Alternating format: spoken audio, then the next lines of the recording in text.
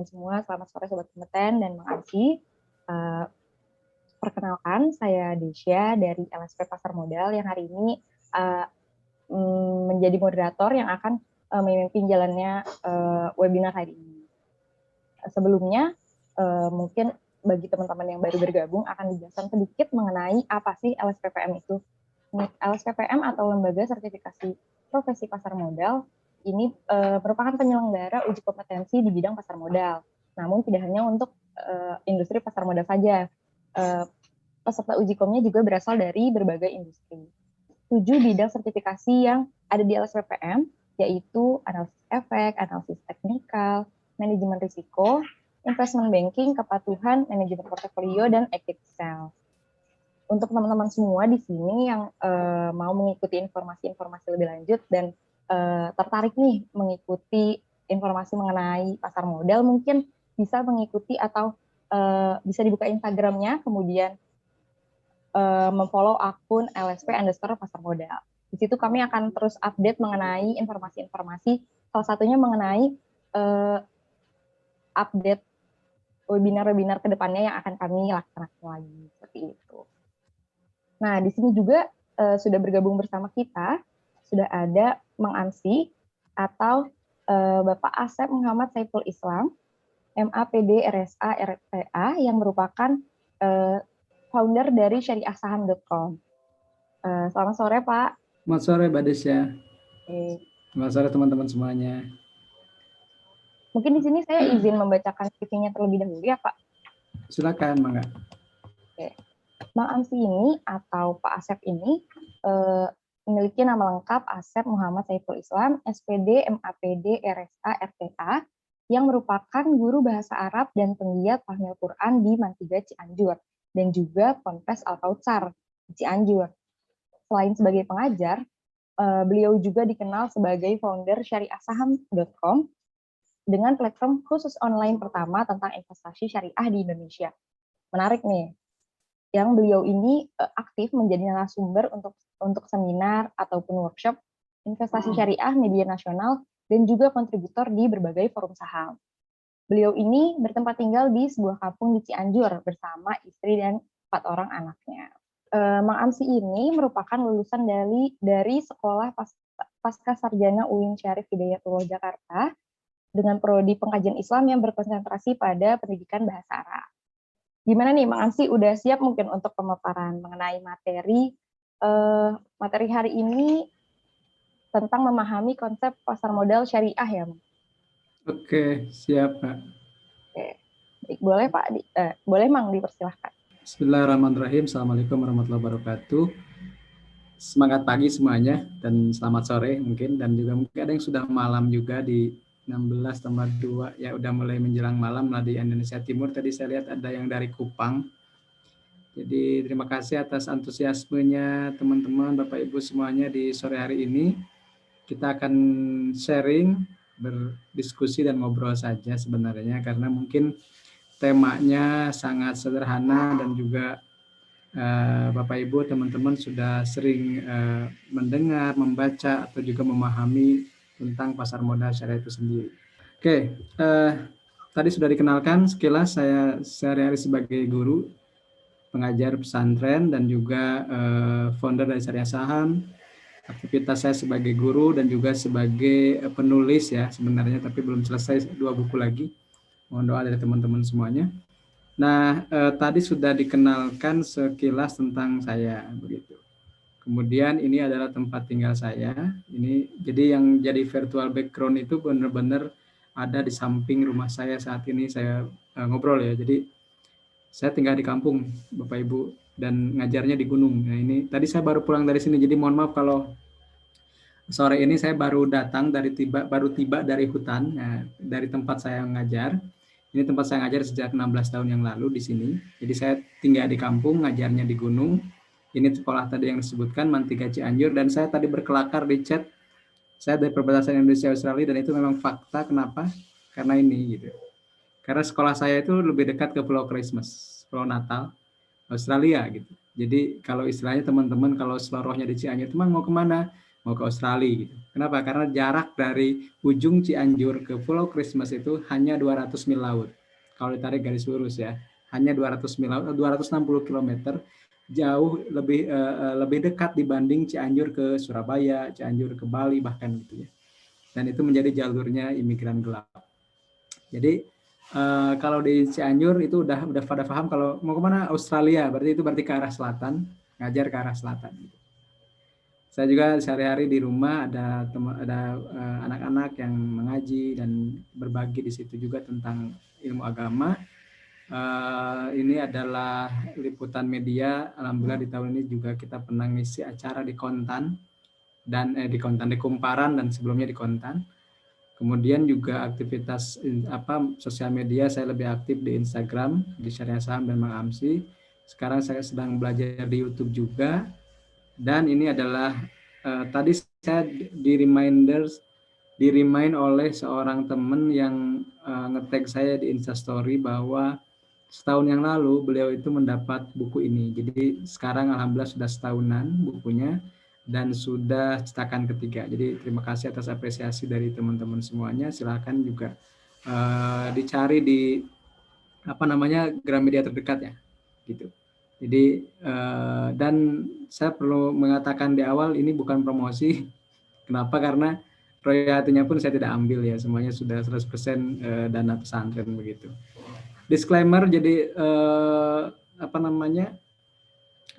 kalau saya menyebutkan misalnya satu produk atau satu instrumen, itu bukan rekomendasi tapi hanya informasi, bukan beli atau jual, tapi itu hanya informasi saja. Silakan sesuaikan dengan profil risiko masing-masing. Jadi terima kasih juga untuk LSPPM yang telah memberikan kesempatan saya untuk sharing di sore hari ini. Karena saya pun diuji kompetensinya oleh LSPPM tentunya, sehingga mendapatkan alhamdulillah lulus di Registered Securities Analyst dan Registered Technical Analyst ya. RTA dan RSA, kebetulan kemarin saya mengikutinya dan alhamdulillah lulus gitu. Sebenarnya kalau ditanya apa sih, saya pernah ditanya oleh asesornya, tujuan Anda ikut asesmen apa? Tujuan Anda untuk ikut sertifikasi itu apa? Terus saya jawab, ya saya suka belajar aja Pak gitu.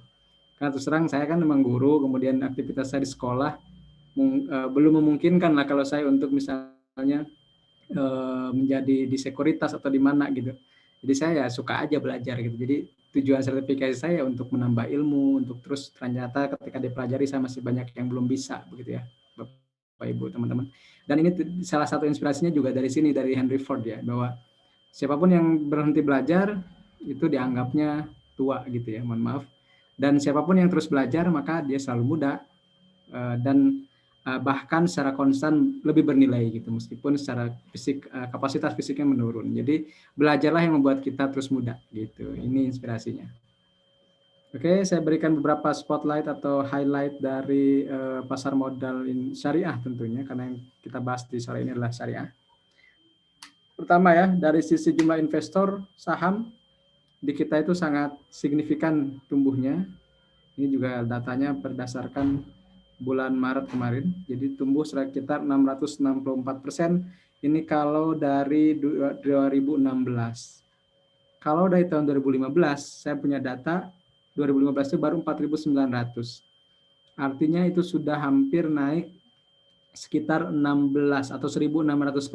Kalau dari 4.900-an ya, sekitar 1.600-an persen lah itu naiknya. Jadi antusiasme investor syariah di Indonesia itu sangat signifikan secara pertumbuhan, meskipun secara jumlah itu masih di bawah 1%, bahkan di bawah 0,1%. Bayangkan dari 270 juta yang melek saham syariah atau yang melek tentang investasi di pasar modal syariah itu baru 94 ribu. 0,1%-nya saja itu 270 ribu, Bapak Ibu teman-teman. Ini baru 93 ribu, berarti sepertiganya atau 0,04% lah ya, sekitar segitu. Jadi dari sisi pertumbuhan signifikan, kita lihat tahunan aja 65% per tahun, tapi secara jumlah itu masih sangat sedikit, hanya 94 ribu. Dan ini tugas kita bersama untuk untuk terus mengedukasi masyarakat supaya terus meningkatkan literasinya. Tapi secara pasar, ya, secara pasar di pasar modal syariah, misalnya saham syariah itu mendominasi lebih dari setengahnya saham yang ada di Indonesia. Bayangkan dari 730-an itu ada 430 lebih yang sudah masuk kategori saham syariah. Kemudian yang IPO atau yang pertama kali listing di bursa itu juga 3/4-nya adalah syariah atau 75%-nya syariah. Ini kita bisa lihat jumlahnya terus tumbuh, meskipun kapitalisasinya turun naik ya, tapi pada ininya lebih di atas 50%-an. Dan itu tidak hanya di saham gitu, di sukuk atau obligasi syariah negara juga mengalami pertumbuhan yang signifikan. Kemudian secara nilai outstandingnya, kemudian juga jumlahnya, dan juga misalnya hal lainnya. Kemudian reksadana pun sama, reksadana pun jumlahnya naik, kemudian NAB-nya juga naik, dan jumlahnya pun terus tumbuh ya secara komposisinya begitu. ETF pun sudah mulai menggeliat gitu, meskipun baru sedikit. Intinya pasar modal syariah dalam 10 tahun terakhir itu mengalami pertumbuhan yang sangat signifikan. Ini semua kerja keras dari regulator, kemudian OJK sebagai pengawas, dan juga investornya tentunya, karena literasinya semakin meningkat secara pertumbuhan meskipun secara jumlah masih sedikit. Itu tantangan kita bersama. Nah, ketika misalnya terjadi crash atau kemarin selama pandemi ya, misalnya terjadi krisis, kemarin ada pandemi, maka indeks syariah itu jauh lebih menjanjikan ketimbang indeks konvensional atau indeks secara umum.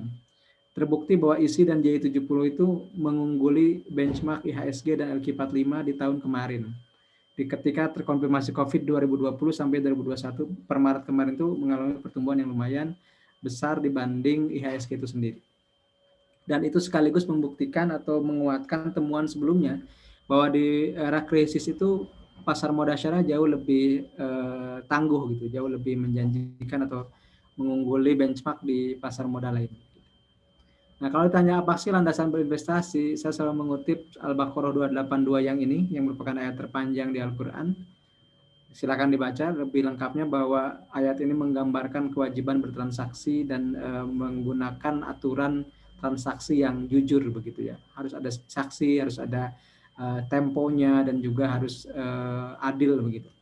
Kemudian juga ini kekhawatiran kita meninggalkan generasi yang lemah secara finansial, maka kita harus menyiapkan mereka supaya kuat secara finansial, dan pastinya dengan investasi salah satu jalannya. Kemudian juga takwil Nabi Yusuf terhadap mimpi raja yang 7 sapi gemuk dimakan 7 sapi kurus, ini juga sangat populer kisahnya. Ini juga menandakan bahwa kita perlu menyiapkan masa malang ketika masih gemilang, atau menyiapkan dana krisis ketika masih laris manis. Jangan lupa bahwa masa itu bergilir, dan ketika untuk menyiapkannya itu kita perlu investasi atau tabungan setidaknya gitu ya. Nah, kalau ditanya gitu, kenapa sih landasan fikihnya apa sih berinvestasi di pasar modal begitu? Maka secara umum kalau kita misalnya mempelajari tentang hukum Islam, terutama fikih, terbagi menjadi 2 hal besar. Pertama ibadah, yang kedua muamalah gitu ya. Ibadah itu bicara tentang bagaimana mengatur hubungan manusia langsung dengan Allah. Kemudian kalau muamalah mengatur hubungan manusia sesama manusia, atau gini, ibadah itu konteksnya vertikal, kalau muamalah itu horizontal.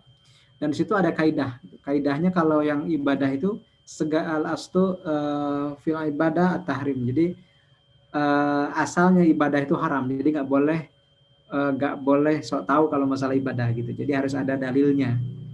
Tapi kalau muamalah sebaliknya, hukum asalnya boleh sampai ada dalil yang melarang. Jadi kalau ibadah itu kita tidak boleh sok tahu, tidak boleh sembrono, karena harus ada dalilnya. Sementara yang sifatnya muamalah, kita boleh melakukan dulu sampai ada dalil yang ketika ditimbang ini nggak boleh. Ya, ini juga sekaligus menjawab bahwa dalam menjalankan hukum tentunya ada yang sifatnya kaidah. Nah, kaidah-kaidah yang sifatnya muamalah atau sifatnya sosial itu disepakati oleh para ulama gitu ya. Atau dulu ketika ada Rasulullah dan sahabatnya ya dirembukkan di musyawarah itu. Nah, kegiatan di pasar modal ini termasuk ke dalam muamalah. Sehingga secara kesimpulan umumnya, transaksi dalam pasar modal diperbolehkan sepanjang tidak ada larangan menurut syariah.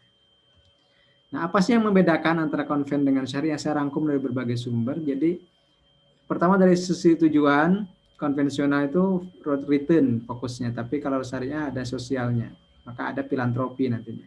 Kemudian pengelolaannya tanpa screening, tapi kalau di syariah ada screening kriteria. Kemudian return-nya hasilnya, kalau konven nggak ada cleansing, sementara di syariah ada pembersihan dana non halal, keuntungan non halal. Misalnya kalau ada perusahaan hotel, ada penghasilan atau ada laba dari jualan, mohon maaf, minuman keras misalnya, maka itu diharamkan atau tidak diambil gitu ya, tidak boleh diambil sebagai pendapatan atau sebagai return. Kemudian pengawasannya, kalau konven hanya oleh OJK, sementara syariah itu ada DPS, Dewan Pengawas Syariah.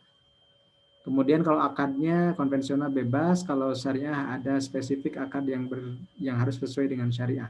Kemudian transaksinya pun kalau konvensional itu bebas selama sesuai aturan yang ada, tapi kalau syariah selain harus sesuai dengan aturan, juga harus syariah compliance. Terakhir, konvensional ini bebas memilih instrumen, sementara syariah itu hanya instrumen yang sudah dinyatakan syariah saja. Nah, ini juga penting diungkapkan kalau kita berinvestasi, tujuan utamanya adalah harus menentukan 3 hal, GTman, goal, time, instrument. Goal itu tujuan utamanya, tujuannya apa, kemudian waktunya berapa lama, dan instrumen yang dipilih itu apa. Dan ini ilustrasi bahwa sahabat utama investasi adalah waktu, karena itu semakin dini memulai, semakin besar return yang akan kita capai. Asumsinya akan semakin besar kalau kita rutin ya. Semakin menunda, semakin sedikit. Itu rumusnya, karena waktu yang tidak bisa diulang.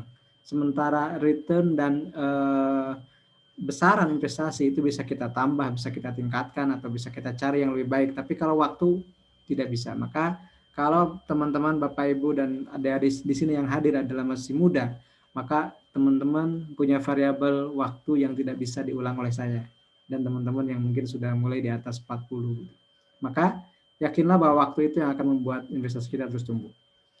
Tapi sebelum memilih instrumen, maka kita yang penting itu profil risiko. Kita harus mengenali profil risiko supaya cocok tidak kita dengan instrumen yang akan kita pilih.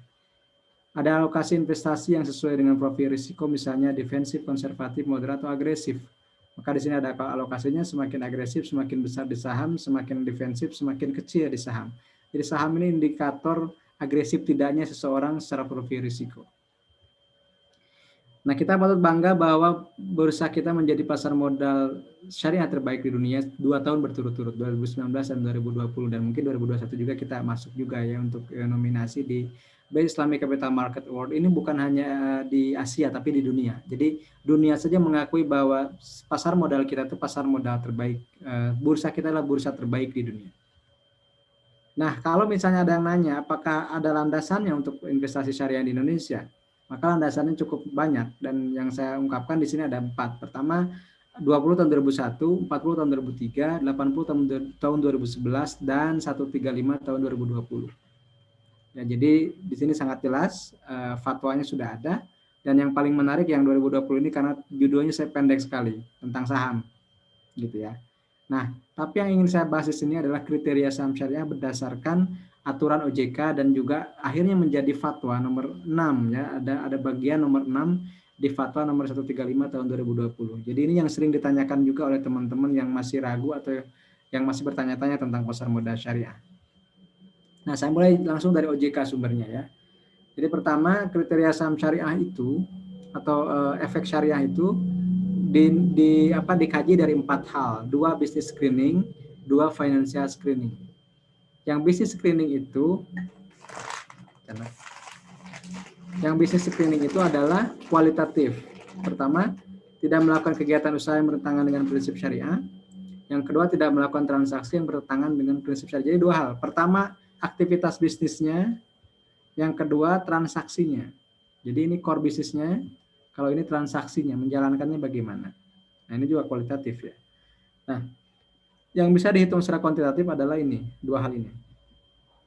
Pertama, utang berbasis bunga 45% dari total aset, dan kedua, pendapatan non halal kurang dari 10% dari total pendapatan. Ini pasti banyak bertanya nanti, kenapa ini masih dipertoleransi gitu. Nah, kemudian apa saja yang bertentangan dengan prinsip syariah, misalnya judi, kemudian goror, maka di sini mungkin asuransi konvensional salah satunya, karena dianggap sebagai salah satu yang jual beli risiko katanya, kalau menurut OJK ya. Kemudian juga memproduksi barang atau jasa yang haram zatnya, seperti minuman keras atau daging babi. Kemudian jasa keuangan ribawi. Kemudian rokok, menjual barang yang merusak moral atau madarat, rokok dan pornografi. Kemudian misalnya memproduksi atau menjual barang dan atau jasa haram bukan karena zatnya, misalnya daging yang dipotong tidak secara Islami. Nah, ini sebenarnya sudah ditelaah oleh tim dari DSN MUI. Jadi sebenarnya kita tahu beres sih ya screeningnya. Tapi teman-teman kalau mau gabung ya harus gabung dulu dengan tim ahli dan DSN MUI-nya gitu ya, supaya bisa menyeleksi langsung gitu ya.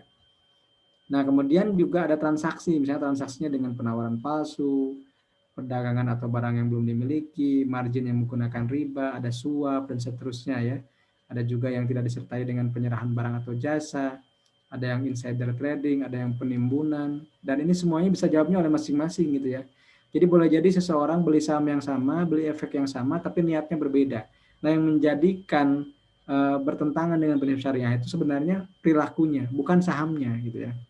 Bukan sahamnya. Bisa aja sama-sama beli saham BRI Syariah atau BSI sekarang, BRIS ya, tapi yang satu niatnya untuk dipalsukan atau apalah gitu ya, yang satu ya buat investasi atau buat berdagang saham, ya itu beda cerita. Jadi al-hukmu yaduru ma'illah wujudan wa adaman. Hukum itu berdasarkan penyebabnya atau misalnya kegiatannya seperti apa, digunakannya untuk apa, bukan oleh zatnya. Seperti tadi gitu. Misalnya pernah ada yang memfatwakan Facebook haram. Tapi di yang lain nggak diharamkan, biasa aja. Kenapa? Karena ketika ada yang bertanya, jadi fungsi fatwa itu sebenarnya menjawab pertanyaan yang diajukan oleh yang meminta fatwa. Boleh jadi ketika yang waktu itu bertanya ke MUI di mana waktu itu saya lupa, mereka menanyakan Facebooknya digunakan untuk menipu, digunakan untuk, mohon maaf misalnya menyebabkan perceraian. Jadi banyak madaratnya ketimbang manfaatnya, maka akhirnya diputuskan haram. Tapi ketika Facebooknya misalnya dia buat untuk silaturahim, menghubungkan lagi teman yang sudah lama gak ketemu, itu kan silaturahim itu pahalanya besar. Jadi Facebook pun jadi boleh. Nah, jadi intinya seperti itu. Karena Facebook ini zatnya tidak haram, tidak halal, mas, hukumnya masih mubah gitu. Tapi kalau misalnya sudah jelas misalnya tadi minuman keras udah diharamkan, yaitu tidak ada lagi ininya, tidak, kalau sudah secara zat misalnya sudah haram ya haram gitu. Tapi kalau yang masih mubah, yang masih debatable hukumnya, itu bakal ditakar dengan digunakan untuk apa, atau misalnya fungsinya sebagai apa. Kemudian juga utang berbasis bunga itu apa aja, misalnya utang bank, utang bunga, premi asuransi, utang kepada pihak ketiga yang ada bunganya, sewa pembiayaan yang ada bunganya, utang derivatif, dan yang lainnya. Nanti teman-teman boleh cek satu persatu ya. Kemudian juga ada pendapatan halal, itu pendapatan bunga, pendapatan anak usaha yang lembaga keuangan konvensional, pendapatan dari asuransi konvensional, pendapatan dari transaksi derivatif, penjualan barang haram, dan pendapatan non halal lainnya. Itu pendapatan non halalnya seperti itu. Nah, nanti prosesnya adalah sumber informasinya laporan keuangan dan informasi tambahan. Ini adalah angket biasanya. Jadi dari sini diolah, kemudian memunculkan apa yang namakan daftar efek syariah. Dan ini harus komprehensif, prudent, konservatif, kemudian akurat, dan di cross check. Jadi ada peer review gitu ya. Jadi sebenarnya prosesnya sih udah dilakukan di DSN dan OJK. Jadi yang namanya daftar efek syariah kita yakin aja atau kita percaya saja bahwa itu sudah mengikuti prosedur yang ada. Kecuali kalau teman-teman misalnya ingin langsung, itu juga silahkan. Ingin langsung ngecek juga. Makanya beberapa video saya juga sering membuat misalnya konten tentang saham yang tidak punya utang ke bank sepeser pun. Saya pernah membuat itu berapa kali gitu. Untuk menjawab orang-orang, memang ada nggak memang saham yang nggak punya utang ke bank? Ya memang ada gitu. Ada nggak misalnya yang tidak terlibat riba sekalipun? Ya minimal ada gitu, minimal 5 gitu yang sudah dinyatakan syariah. BRIS, BANK, BTPS, PNBS, dan JEMAS gitu. Itu yang sudah dinyatakan dari awal ini adalah emiten syariah. Nah, kalau misalnya digugat lagi, emang kan gini, ya itu kan silahkan. Tidak ada paksaan untuk semua bisa untuk investasi di pasar modal syariah Indonesia. Jangankan instrumen pasar modal, agama pun nggak bisa dipaksa gitu. Apalagi cuma instrumen pasar modal gitu ya. Jadi pada akhirnya kalau teman-teman ragu, ujung-ujungnya menjadi ragu, mungkin itu bukan hal yang baik. Maka Rasul mengajarkan ke kita, dak ma yuribuk ila ma la yuribuk gitu. Tinggalkan apa yang meragukanmu, kemudian cari yang tidak meragukan. Kalau memang misalnya pasar modal syariah di Indonesia katakanlah masih abu-abu, masih abal-abal, ya teman-teman jangan masuk. Nanti kalau teman-teman masuk memaksakan, berarti teman-teman melakukan sesuatu yang diragukan, itu tidak boleh. Tapi kalau misalnya kita masuk ada ilmunya, kita yakin dengan DSN MUI, kita yakin dengan fatwa yang sudah ada, ya it's okay gitu, lakukan saja gitu. Maka di ijtihad itu, di curah pendapat itu, yang ada hanya kalau benar dapat 2 pahala, kalau nanti dinyatakan salah dapat 1 pahala. Karena pahala berpikir, pahala berijtihad. Jadi kita itu sebenarnya diwajibkan untuk terus menggali ilmu yang baru, kemudian misalnya membuat sesuatu yang memudahkan orang dan seterusnya. Nah, ini juga daftar efek syariah ya, misalnya penelaahan emiten, ada peer review, kemudian dikompilasi, diseleksi, ditelah ulang, kemudian dikompilasi lagi, sampai akhirnya rapat pleno dan menjadi daftar efek syariah. Jadi langkah-langkahnya itu udah berapa kali dicek, dicek dan cross check gitu, dicek dan dicek, di cross check lagi. Jadi sebenarnya sih tahapannya lumayan panjang. Jadi kalau teman-teman mau ikut tahapannya ya boleh-boleh saja teman-teman masuk di DSN MUI atau di OJK. Tapi kalau teman-teman terima jadi kayak saya, ya udah aja saya nunggu daftar efek syariah yang sudah jadi. Jadi tinggal memilih kita sebagai produsen atau sebagai konsumen. Itu kembali ke teman-teman. Nah, ini yang penggunanya ya, misalnya kita ini di sini nih, investor institusi atau individu yang memilih syariah. Ada juga digunakan dana pensiun, ada juga digunakan asuransi, digunakan reksadana, ataupun bursa efek untuk membuat indeks. Nah, emiten itu banyak yang ingin masuk ke indeks saham syariah Indonesia, banyak yang ingin masuk perusahaan itu masuk ke daftar efek syariah. Kenapa? Karena mereka akan menjadi salah satu incaran big fund gitu. Salah satu incaran big fund syariah, misalnya ada investor dari Timur Tengah atau dari luar yang prefer ke syariah misalnya, maka kalau emiten yang nggak masuk DES dia nggak akan dibeli kan sahamnya gitu, dia nggak akan dibeli instrumen efeknya nggak dibeli. Maka emiten yang ingin masuk DES ya harus punya strategi, misalnya kegiatan usahanya harus halal, strategi utangnya mengurangi yang ke bank konvensional atau ke yang ada bunganya, mengurangi obligasi tapi gantinya dengan sukuk gitu. Kemudian mengurangi pendapatan dengan menyimpan dana di bank syariah kalau pendapatan bunga. Kemudian kalau non halal dikurangi juga pendapatan, misalnya hotel nih ingin masuk syariah nih, belum masuk syariah ya kurangi aja, misalnya pendapatan dari minuman keras dikurangi, pendapatan dari hiburan malamnya dikurangi, seterusnya gitu ya teman-teman. Oke, kalau cara mulainya gampang, teman-teman tinggal masuk di broker, kemudian daftar, dan setelah itu bisa transaksi sendiri atau transaksi oleh broker. Minimal beli saham itu 100 lembar. Jadi sekitar kalau misalnya 50 ya 5.000 perak kan, sangat murah sebenarnya dibanding reksadana sekalipun. Karena reksadana setahu saya minimal 10.000 gitu ya. Nah, kemudian minima investasi. Nah, ini saya ambil ilustrasi di minggu kemarin. Misalnya Pakuan Jati itu 48.000, Era 68.000, Adaro 132.000, Kalbe 145.000, Java 205.000, BTPS 292. Yang paling mahal ya UNTR ya 22 juta, sekitar 2.300.000-an. Ini yang terbaru tahun minggu kemarin. Nah, kita mengenal namanya SOTS, Sistem Online Trading Syariah. Jadi kalau misalnya teman-teman baru, tinggal langsung aja buka efek syariah. Kalau teman-teman yang sudah lama di pasar modal, mungkin ditambah formulir untuk rekening efek syariah. Di sini di SOTS ini dikenal tidak ada margin, tidak boleh short sell, hanya cash basis, kemudian juga dipisahkan sahamnya, kemudian saham syariah saja, dan terakhir tidak bisa beli saham non syariah. Di kita sudah ada 17 anggota bursa yang sudah menyelenggarakan SOTS, kemudian juga sekarang sudah ada bank administrator atau RDN syariahnya di BSI, kemudian BCA Syariah, CIMB, Permata, dan Sinarmas. Kemudian kalau teman-teman bingung cari broker mana yang cocok, saya sudah buatkan videonya ya. Silakan nanti cek aja di YouTube. Ini boleh di-share nanti materinya oleh panitia. Juga saya buat 2 bagian, dari sisi fee, dari sisi kekuatan modal mereka. Dan kenapa sih kita harus berinvestasi di saham syariah atau di pasar modal syariah secara umum? Pertama karena A, B, C, D, E, F, G ya, saya sering ulang ini gitu, karena ini juga menjadi semacam paradigma saya sendiri itu di syariah saham. Jadi A itu amanah gitu, kita berusaha untuk transaksi sesuai dengan keyakinan kita. Berkah, kita bukan hanya cari untung, tapi juga cari keberkahan. Cuan pastinya pingin cuan untung ya, dari harga 1.000 ke 1.200. Kemudian dividen itu bagi hasil perusahaan yang untung setiap tahun, akhirnya dibagikan juga ke masing-masing investor. Kemudian efisien, kenapa? Karena dengan adanya SOTS, kita tidak dipusingkan lagi dengan milih saham mana yang syariah atau tidak, transaksi mana yang syariah atau tidak, karena semuanya by system. Kalau salah di reject, gitu. Kalau keliru, kalau salah pilih di reject pasti oleh sistem. Filantropis, kenapa? Karena kita selain belajar untuk mencari untung, juga mencari keberkahan dengan mengintegrasikan antara investasi dengan filantropi. Ada sebagian sekuritas yang sudah kerjasama dengan lembaga amal, kemudian membuat kerjasama Misalnya bisa zakat, infak, sedekah, dan wakaf saham. Terakhir growth. Growth itu adalah pertumbuhan. Bahwa Indonesia ini memiliki potensi pertumbuhan yang sangat signifikan. Kenapa? Karena tadi ya data yang saya paparkan tadi, kita baru 0,04 atau 0,03% malahan untuk 0,04% lah ya kalau saya hitung ulang. Itu untuk jumlah investor saham syariah atau investor syariah secara keseluruhan. Investor pasar modal syariah itu 0,04%. Artinya itu masih ada 99,6% yang belum punya rekening efek syariah, yang belum menjadi investor saham syariah, yang belum menjadi investor reksadana syariah. Jadi pastikan bahwa teman-teman menjadi pionir dalam investasi syariah ini.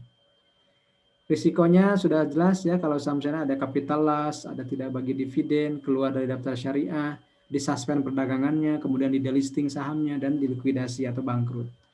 Kemudian kalau strateginya, saya sih menyarankan mulai dari modal yang terjangkau, kemudian habiskan modal itu untuk mempelajari teknis, store, tarik, beli, jual, atau STMJ saya singkatnya.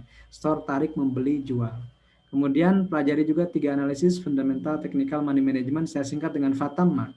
Kemudian di-upgrade terus ke investasi dan tradingnya. Kenapa? Karena setiap tahun selalu ada yang baru untuk dipelajari. Ada money flow, ada foreign flow, atau ada orang yang bilang juga market maker, analis, atau bandarmologi, dan seterusnya. Itu selalu berkembang ilmu tentang pasar modal, selalu update ilmu itu. Kalau bingung dengan nilai wajar saham, saya sudah buatkan beberapa video, misalnya tentang saham batubara, saham consumer goods. Sekarang ini yang banyak ditanyakan di akhir-akhir ini ya. Dan terakhir, pastikan bahwa kita beli instrumen investasi di pasar modal syariah itu dengan harga yang murah. Jadi harga apa yang kamu bayar, sementara nilai apa yang kamu akan dapatkan. Jadi nilainya harus di atas harga sekarang. Itu menjadi investasi yang menguntungkan menurut Warren Buffett. Demikian dari saya, mohon maaf kalau banyak kekurangan. Kita akan banyak ditanya jawab. Terima kasih atas perhatian semuanya. Mudah-mudahan apa yang disampaikan bermanfaat buat semua. Assalamualaikum warahmatullahi wabarakatuh. Oke, waalaikumsalam. Oke, waalaikumsalam warahmatullahi wabarakatuh. Menarik banget ya Pak. Ya Mang ya materinya. Siap. Jadi membuka insight teman-teman semua yang baru bergabung, apalagi ingin atau tertarik mengikuti pasar modal syariah seperti itu. Mungkin kalau bisa disimpulkan sedikit yang tadi Mang Ansi sudah sampaikan, investor syariah sejauh ini mungkin sudah konsisten, tapi jumlahnya masih sedikit. Padahal indeks sahamnya jauh lebih tangguh daripada yang konvensional. Tadi juga sudah dijelaskan mengenai bedanya, kriteria, risiko, dan lain-lain.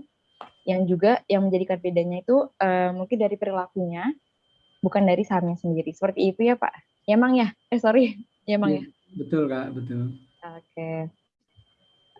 Mungkin sebelum masuk ke tanya jawab nih, Mang Ansi, kalau dilihat dari gelarnya, Mang Ansi ini merupakan salah satu pemegang sertifikat RSA dan RTA ya Mang ya? Alhamdulillah ya Kak. Iya. Dari LSPPM juga. Oke, dari LSPPM. Mang Ansi, mungkin kapan nih mau langsung ke CSA? Mau tes CSA-nya? Mungkin hari ini masih cukup R2 itu dulu Kak. Oke. Karena itu pun jadi malu saya, jadi karena sering ditanya, padahal saya belum lancar semua. Pas ujian aja bisa. Itu mungkin bagi Mang Ansi, bagi kita Mang Ansi udah keren banget nih. Oke, langsung masuk ke tanya jawab mungkin ya Mang ya? Bang, silakan. Sudah ada beberapa pertanyaan dari sobat kompeten yang masuk. Yang pertama dari Muhammad Fadli, yaitu apa perbedaan pasar modal syariah dan konvensional? Tadi sudah dijelaskan mungkin ya. Mungkin lebih ke mana yang lebih aman dan dampaknya kalau kita tidak paham dengan konsep pasar modalnya sendiri. Itu Pak. Oke, terima kasih Kak Desya dan Kak Fadli ya tadi pertanyaannya. Jadi sebenarnya perbedaannya tadi sudah dijelaskan ya di slide juga. Jadi intinya sih kalau yang syariah itu lebih memikirkan bukan hanya untung saja gitu, tapi juga memikirkan sosial, memikirkan keberkahan, memikirkan akhirat lah gitu. Jadi yang namanya investasi itu bukan hanya tujuannya bukan untuk menumpuk harta gitu, tapi untuk memberikan kebahagiaan buat keluarga, kebahagiaan buat tetangga dan sekitarnya. Maka diniatkannya dari awal investasi itu untuk kebaikan gitu. Untuk kebaikan. Dan kalau saya sendiri sih saya pribadi ya itu sudah mencoba mempraktikkan itu gitu. Makanya kalau misalnya ada untung dari saham ya kita konversilah jadi sesuatu lain yang lebih bermanfaat buat banyak orang gitu. Dan itu jauh lebih apa ya, lebih menenangkan. Jadi ketenangan itu kan sifatnya imaterial dan keberkahan pun sama imaterial. Maka kita pun harus memulainya dengan sesuatu yang imaterial lagi, yaitu syariah gitu. Syariah itu kan suatu keyakinan. Kita beli saham ya kan sembarangan, minimal sahamnya saham syariah. Kemudian cara belinya juga sesuai dengan yang dibolehkan secara syariah. Jadi ketika kita membeli efeknya, kemudian jalur apa namanya cara transaksinya sesuai dengan yang dibolehkan, maka di situ kita sudah sebenarnya mengambil keberkahan juga. Gitu. Adapun proses hasilnya untung atau rugi, setidaknya prosesnya kita sudah mencoba untuk menerapkan perilaku syariah itu dalam transaksi. Jadi kalau misalnya yang paling penting dipelajari, apa yang paling penting dipelajari adalah tadi ya, pemilihan instrumennya harus sesuai dengan yang dibolehkan, kemudian cara bertransaksinya, cara jual belinya juga harus sesuai dengan yang dibolehkan secara syariat juga. Itu mungkin Kak. Oke, baik. Jadi pasar modal syariah ini lebih banyak apa ya dampaknya gitu ya. Apa maksudnya yang dipikirkan dari segi keberkahan dan lain-lain, kebermanfaatan seperti itu. Dan konsep yang perlu mungkin yang perlu pemula ketahui seperti instrumen dan cara menggunakannya gitu ya Pak. Iya. Oke, bisa lanjut ke pertanyaan kedua ya Mang ya. Boleh. Ada dari Erika Paramita mengenai bagaimana penerapan ilmu fatama yang sering dikatakan oleh Mang Amsi dalam berinvestasi di pasar modal syariah. Bagaimana Kak? Bagaimana penerapan ilmu fatama yang sering dikatakan oleh Mang Amsi dalam berinvestasi di pasar modal syariah? Oke, terima kasih Mbak Erika. Jadi pertanyaannya fatama itu fundamental, technical, dan money management. Jadi ini berlaku untuk semua instrumen ya, baik di saham, kemudian juga di reksadana dan yang lainnya. Gitu. Jadi yang pertama kali harus kita kaji adalah fundamentalnya. Misalnya saya ambil misalnya di saham ya. Pertama yang kita tentukan tuh sahamnya bagus nggak perusahaannya atau produknya ada nggak gitu. Itu fundamental kan. Kalau misalnya ada ya udah kita percaya ada sahamnya, ada perusahaannya, ada manajemennya, ada pabriknya gitu. Maka lanjut ke teknikal. Teknikal ini bicara kapan sih kita belinya cocoknya nih gitu. Jangan sampai kemahalan juga. Seperti itu. Jangan sampai kemahalan ya. Nah, kemudian apa namanya? Terakhir tentang money management, berapa ini yang masuk gitu ya. Berapa misalnya apa? Berapa yang masuk, kemudian modalnya berapa gitu dan ruginya siap berapa. Jadi intinya sih teman-teman bisa mempraktikkan itu dalam berbagai instrumen investasi terutama di saham syariah. Jadi intinya pertama itu bagaimana kita bisa mengenali saham dari sisi fundamental, itu bicara saham itu bagus atau enggak.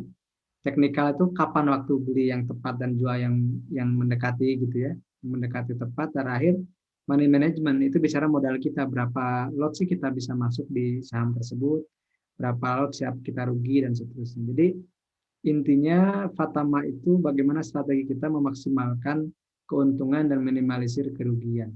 Itu mungkin Kak. Oke, sudah cukup jelas mungkin ya Kak Erika dari jawaban Mang Amsi ini mengenai penerapan ilmu fatama. Seperti itu.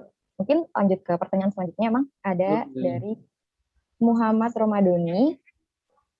Apakah dalam trade atau investasi dalam pasar modal syariah juga memerlukan technical analysis atau hanya berpatokan pada fundamental saja?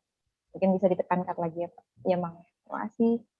Iya, bagi saya sih fundamental dan teknikal itu bukan sesuatu yang konfrontatif ya, sesuatu yang diametral atau selalu dilawankan atau selalu berlawanan gitu. Tapi juga fundamental teknikal itu saling melengkapi. Jadi fundamental itu kita bicara sahamnya jelas, sahamnya ada perusahaannya. Karena sekarang banyak saham yang abal-abal sebenarnya teman-teman. Jadi dia bahkan pabriknya kantornya pun mungkin sudah nggak ada gitu. Jadi yang paling penting fundamental ini karena kita bicara uang kita yang dititipkan misalnya di satu perusahaan yang harus eksis perusahaannya itu fundamental. Nah kalau teknikal itu tadi kapan sih kita bisa beli atau jualnya sesuai dengan kemampuan kita. Jadi fundamental teknikal itu dua-duanya bisa dikompromikan, bukan dikonfrontasikan. Jadi makanya saya menggabungkan 2+1 money management menjadi pertama karena itu yang bisa kita lakukan untuk survive di pasar modal. Karena lebih dari 80% biasanya investor atau trader itu berhenti di 5 tahun pertama. Kan. Jarang orang yang bertahan lebih dari 5 tahun. Karena biasanya kalau awal-awal beginner luck gitu ya, ada keberuntungan untuk pemula, tahun berikutnya itu biasanya kalau nggak disiplin amblas semua. Setelah itu akhirnya menyalahkan pasar modal. Padahal yang salah adalah jari kita dan keserakahan kita. Gitu kan? Oke, jadi emang nggak selalu berlawanan, tapi itu dua hal yang Iya, berkaitan ya Bang ya. contohnya kan saya bisa RSA dan RTA. Iya betul, keren Itu banget. kan dua hal yang kata orang bertentangan, satu lebih ke fundamental, satu ke teknikal, tapi saya gabungkan Teknikal, keduanya. iya betul betul. Bukti yang konkret gitu ya. Iya. Oke, lanjut ke pertanyaan selanjutnya. Pertanyaan keempat dari Ali Mutohar, sorry, SPD. Eh, Bisnis syariah yang sekarang ini lagi diminati oleh banyak orang dan nyata memang bisnis dengan berpedoman pada syariah. Sejauh ini tetap langgeng atau eksis. Nah, pertanyaannya, indikator-indikator apa saja yang menyebabkan bisnis syariah tetap bertahan di tengah krisis saat ini atau masa pandemi? Gitu. Oke, terima kasih. Jadi setahu saya sih secara umum bisnis syariah itu kenapa bisa bertahan bahkan di masa krisis? Karena basicnya kan bukan bunga, tapi bagi hasil gitu ya. Basicnya profit sharing gitu. Dan juga kalau rugi nggak bagi hasil gitu, rugi mah ya rugi aja, yang pemodal rugi uang, yang pengusaha rugi waktu kan, seperti itu. Jadi karena berbasis bagi hasil ini mungkin di situ ada yang bisa lebih selamat gitu. Kenapa? Karena kan kalau misalnya di konvensional yang berbasis bunga, ya mau krisis atau enggak tetap harus bayar gitu. Terus harus bayar bunganya. Kalau misalnya yang syariah kan kalau yang jujur ya, karena saya juga harus menggarisbawahi tidak semua yang berlabel syariah itu juga amanah dan jujur gitu. Ada yang sekedar label aja. Tapi kalau benar-benar yang mempraktikkan syariah kan kita sering baca ya, kalau untung itu bagi hasil, kalau rugi itu ya tidak bagi apa-apa gitu. Tapi ya tadi pemodal mungkin uangnya berkurang gitu ya, atau misalnya menyusut. Kalau yang pengusahanya itu rugi waktu gitu karena dia nggak dapat keuntungan di periode itu. Nah, jadi ketika misalnya basisnya bagi hasil, maka ketika misalnya karena bukan berbasis pinjaman yang ada bunganya, si pengusaha kalau rugi ya nggak perlu bagi hasil gitu. Kemudian si pemilik modal pun nggak perlu menagih karena memang dari awal kesepakatannya begitu. Jadi intinya ya sama-sama lah, sama-sama misalnya membangun lagi usahanya dan dilakukan dengan baik gitu. Dan kalau misalnya kita kaitkan dengan pasar modal syariah atau dengan saham syariah, justru saham-saham syariah itu kenapa lebih tahan ketika krisis? Karena saham-saham syariah itu kebanyakan ada di consumer goods, di makanan minuman, dan telekomunikasi. Yang mana dua sektor itu dibutuhkan ketika pandemi. Gitu. Jadi kan makanan, kesehatan, dan telekomunikasi itu adalah 3 sektor yang diuntungkan lah dengan pandemi. Dan saham syariah banyak di situ. Sementara yang konvensional kan perbankan konvensional, rokok. Yang duanya sedang tertekan gitu. Jadi intinya kemarin ketika bisnis atau perusahaan saham yang sudah tercatat di Bursa Efek itu lebih untung yang syariah karena tadi gitu portofolionya lebih dominan di consumer goods, kemudian healthcare dan juga telekomunikasi. Itu mungkin Kak.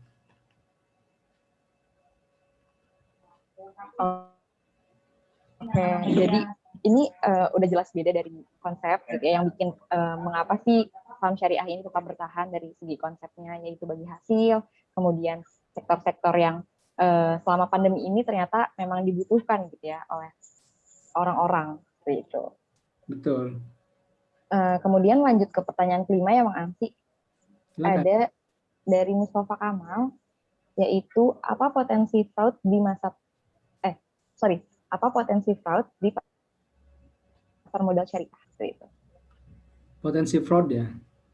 Nah, itu bisa saja terjadi Kak kalau misalnya regulasinya tidak ketat ya. Jadi penipuan itu selalu ada. Maka saya sih karena kita bukan big fund ya. Saya mungkin ya, kalau teman-teman mungkin ada yang big fund. Karena kita bukan big fund gitu. Maka tugas yang harus kita kerjakan ya tadi gitu. Kita sebisa mungkin menjaga uang kita. Jadi modal kita yang kita jaga. Jadi karena kita nggak bisa mendrive pasar ya kita ikut pasar aja, dan istilahnya kita sudah mempunyai trading plan, sudah mempunyai investing plan supaya tidak kena tipu, tidak kena guyur, tidak kena apapun gitu, karena yang ngitung kita sendiri. Jadi perlakukanlah investasi di pasar modal itu seperti bisnis yang memang kita tekuni. Ada untung ruginya dihitung, risikonya dihitung, returnnya, rewardnya berapa dihitung. Nah kalau kita sudah punya hitung-hitungan yang jelas, insya Allah kita terhindar dari seganas apapun orang lain, seganas apapun misalnya pasar. Kalau kita sudah punya sistem yang baik, sistem yang sesuai dengan profil risiko masing-masing, itu akan lebih bertahan hidup di pasar modal. Itu yang saya alami sih.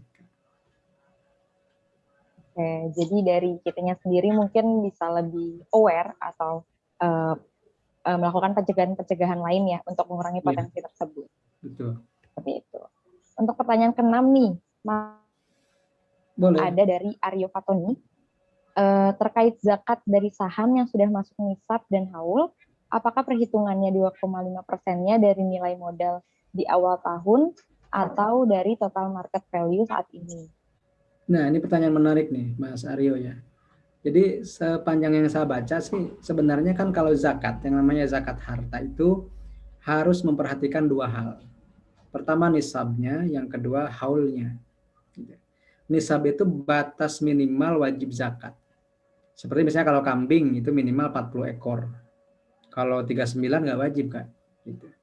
Jadi 40 ekor, kalaupun 39 itu belum wajib. Meskipun mungkin cuma beda satu ya, tapi belum wajib gitu. Nah, sama misalnya dengan emas. Emas itu 85 gram. Kalau belum punya 85 gram ya nggak wajib. Zakat profesi setara dengan emas juga dalam setahun. Nah, jadi misalnya saya gajinya berapa dikali 12, kalau lebih dari 85 gram atau minimal 85 gram emas hari ini, itu wajib zakat profesi. Nah, itu yang pertama nisab namanya. Yang kedua haul. Haul itu kepemilikannya minimal setahun. Jadi misalnya kalau kita punya saham baru 2 bulan ya nggak wajib zakat. 3 bulan nggak wajib zakat. Maka saya menilai bahwa zakat itu nggak ribet. Zakat itu nggak menyusahkan, nggak membebani. Cuma setahun sekali bayarnya gitu. Tapi kadang kan manusia malah terbebani ya. Gitu. Padahal zakat itu, nah saya ingin juga memberikan sebuah rahasia. Kenapa zakat itu nggak boleh ke saudara? Tapi kalau sedekah itu wajib ke orang tua dulu. Jadi ada 2 ayat di Al-Quran kalau zakat itu, kebetulan malam Jumat nih, jadi temanya agak sedikit spiritual ya. Jadi kalau zakat itu, At-Taubah ayat 60, kita kenal dengan 8 mustahik zakat. Fakir, miskin, amilin, orang berhutang, fisabilillah, dan seterusnya ya, ada 8 ya.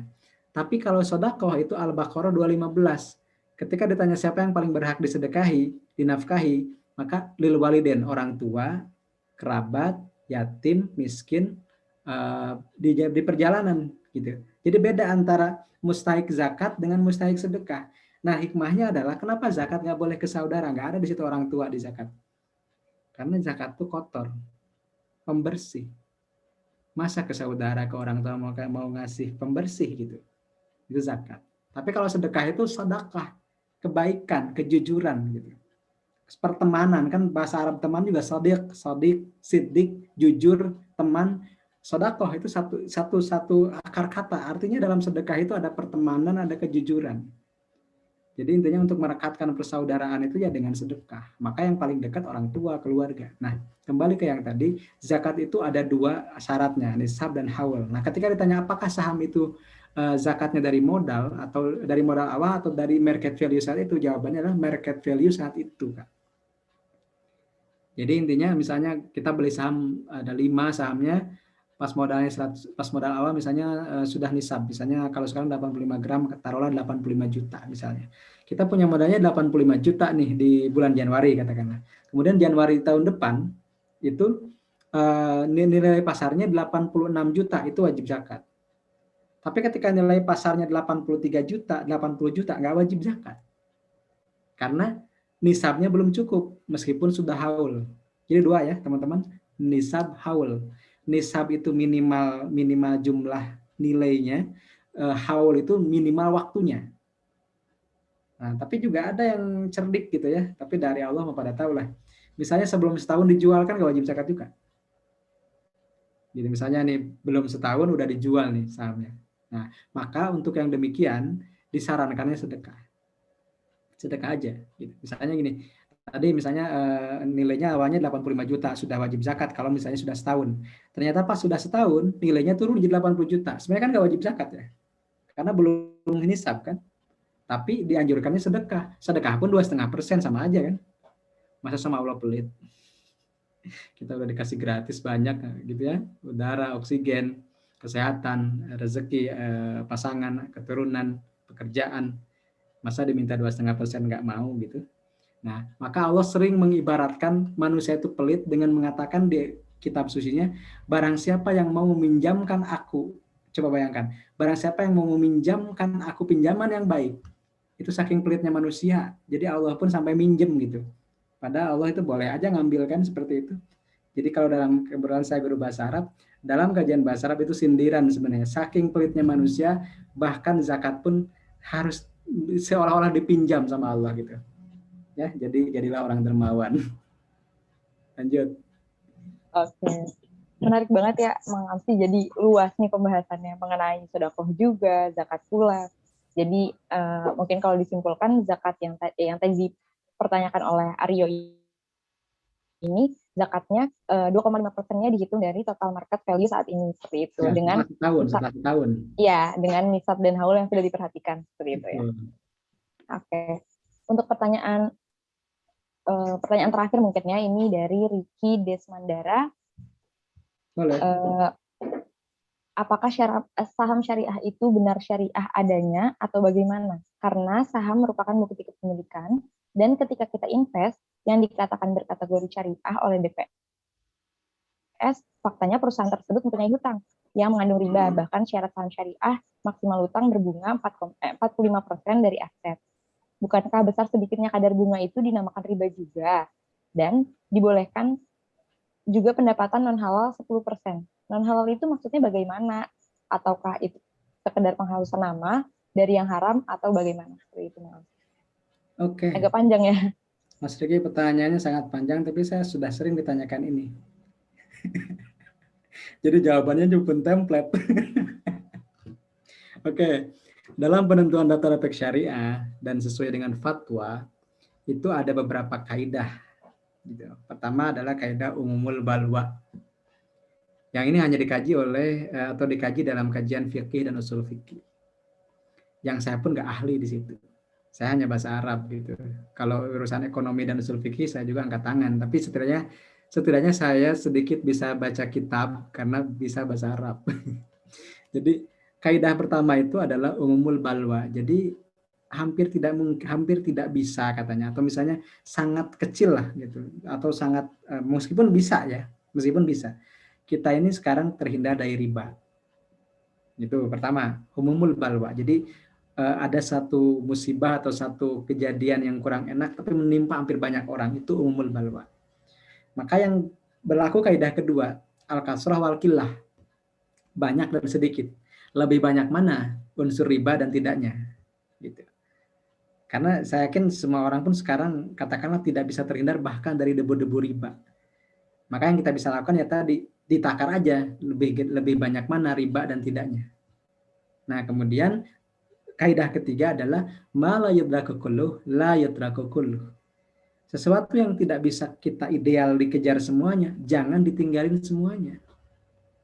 Kalau ada orang yang saking miskinnya nggak bisa beli baju dan hanya ada sehelai baju yang bisa, mohon maaf, menutupi aurat paling intimnya. Kemudian syarat sholat harus menutup aurat. Jangan sampai karena dia tidak bisa beli baju yang layak, dia meninggalkan sholatnya. Tapi dia sholat dengan keadaan yang setengah telanjang. Itu kaidah usul fikih. Jadi jangan sampai kita belum ada nih, katakanlah saham atau perusahaan yang 100% syariah menurut sebagian orang. Tapi jangan sampai ada perusahaan yang sudah mencoba untuk mengurangi utang ribawinya, kita juga abaikan. Itu nggak adil namanya. Gitu. Jadi kadang orang itu kan ingin ideal, ingin sesuatunya itu sangat 100% gitu. Tapi kan tetap dalam kondisi realnya kita nggak bisa melakukan itu. Belum bisa sepenuhnya melakukan itu. Memang ada sebagian yang bisa. Tapi pada akhirnya pun akan diuji lagi dengan hal lain gitu. Jadi yang pertama tadi ya, umumul balwa, yang kedua ada al-ghalaba, al-kasrah, wal qillah, ketiga mala yudragul la yudragul, yang keempat ada at-tadrij fit tasyri'. Asas gradual dalam menentukan hukum, menetapkan hukum. Contoh, minuman keras dulu tidak langsung haram. Di Al-Baqarah 219 Rasul menyebutkan, Allah menyebutkan bahwa minuman keras itu jauh lebih besar madaratnya ketimbang manfaatnya, nggak haram. Maka waktu itu sahabat pun banyak yang mabuk, banyak yang sering minum minuman keras gitu. Maka muncullah surat An-Nisa ayat 43. Hai orang-orang beriman, jangan kamu salat dalam keadaan mabuk. Berarti dulu ada yang salat itu masih mabuk. Gitu. Nah, baru yang ditegaskannya di Al-Maidah ayat 90. Sesungguhnya minuman keras, menyembah berhala, kemudian misalnya apa? Mengundi nasib dan judi itu adalah haram. Artinya, kaidah 4 itu kita bisa terapkan dalam sosialisasi pasar modal syariah saat ini. Kenapa? Kita berangsur dari 40 dulu 82% malah kalau tidak salah rasio utang dibanding ekuitas. Sekarang rasio utang terhadap total asetnya 45%. Nanti kita bisa turunin lagi kalau pasarnya sudah ada. Saya pernah membuat riset. Jadi saya ngomong begini karena saya pernah riset. Saya pernah riset dari 70 saham Jakarta Islamic Index yang tidak punya utang ke bank saja itu hanya 14 dan sekarang tinggal 9. Bayangkan kalau misalnya rasionya kita perketat menjadi 0%, boleh jadi nggak ada saham syariah. Nah, kita sedang membentuk pasar. Jangan sampai ketika kita sedang membangun pasar ini, kita digerogoti atau misalnya kita juga dipatahkan oleh orang-orang yang tadi gitu, meragukan. Kita sedang membangun. Gitu. Niatkanlah ini sebagai membangun syiar. Kalau sudah jelas pasarnya, sudah besar pasarnya, kita bebas menurunkan rasio. Katakanlah 30%, seperti di Malaysia 33%, di Inggris juga 33%. Karena mereka bayangkan, di Malaysia itu sudah lebih dari 1.000 emiten. Di Amerika sudah lebih dari berapa ribu emiten, berapa ribu saham yang ada di bursanya. Di Indonesia baru 700. Kalau kriterianya kita perketat, boleh jadi saham syariahnya sedikit. Terus apa mang hubungannya saham syariah kan nggak apa-apa, sedikit juga, yang penting berkah, yang penting syariah. Iya, tapi secara pasar itu tidak menarik. Ini akan merembetnya ke industri asuransi syariah, ke industri reksadana syariah, industri dana pensiun syariah. Kita ini sedang membangun ekosistem dulu. Kalau saya membacanya seperti itu, karena saya sebagai pengamat, ya, sekaligus penikmat, begitu. Karena saya juga investor di sini. Jadi kalau teman-teman yakin bahwa Indonesia akan menjadi pusat industri halal di dunia, kan dengan bonus demografi Muslim yang sangat besar, segera ambil peran, ya, jangan baperan. Gitu. Segera ambil peran, jangan baperan, segera jadi penikmat, bukan hanya pengamat. Nah, seperti itu. Terima kasih. Oke, jelas sekali ya penjelasan dari Mang Amsi mengenai pendukung-pendukung dari jawaban Mang Amsi dengan kaidah-kaidah yang tadi sudah dijelaskan seperti itu. Mungkin itu menjadi pertanyaan terakhir pada webinar hari ini. Terima kasih Mang Amsi atas jawaban yang sangat memuaskan dan materi-materi yang sangat menarik. Semoga teman-teman semua di sini bisa menyerap dengan baik materi yang telah disampaikan oleh Mang Amsi.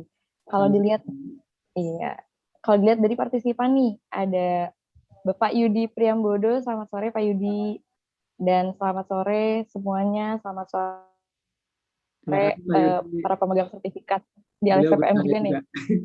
Iya, rame ya hari ini. Alhamdulillah. Oke. Mungkin teman-teman semua di sini Sobat Kompeten di sini ingin mengikuti informasi-informasi lebih lanjut mengenai pasar modal, boleh mengikuti kami di Instagram @lsp_pasar modal. Bagi yang belum memfollow, silahkan memfollow. Akan ada info-info menarik lainnya mengenai webinar-webinar selanjutnya yang gak kalah menarik nih dari webinar hari ini ya Pak ya. Dan terima kasih Sobat Kompeten yang sudah menyempatkan hadir, dan Bang Amsi terima kasih banyak atas materinya hari ini, menarik sekali. Semoga bermanfaat dan silaturahmi kita nggak sampai di sini aja ya Bang ya. Siap Kak Desa. Salam sukses buat LSPPM, buat Pak Harjajid, Mas Arya, dan kawan-kawan semua. Oke, baik. Terima kasih Pak. Yuk.